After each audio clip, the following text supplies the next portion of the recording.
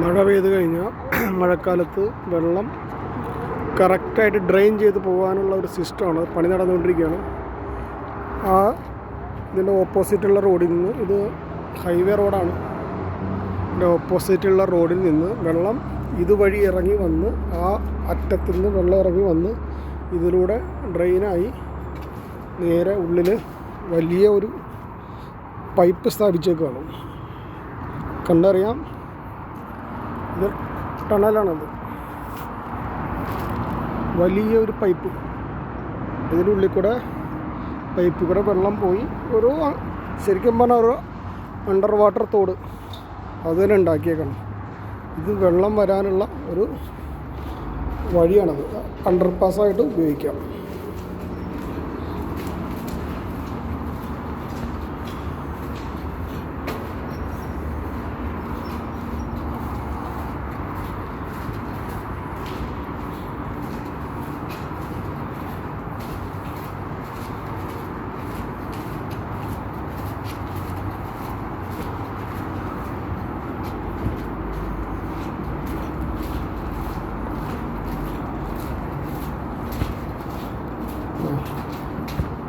ഈ വഴി നിന്ന് മഴ പെയ്ത വെള്ളം ഇതിലൂടെ ഒഴിച്ചു വന്ന് കറക്റ്റായിട്ട് ഇതിലൂടെ പോയി ആ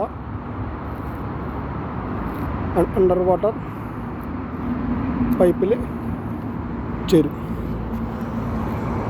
പ്ലാനിങ് നോക്കൂ.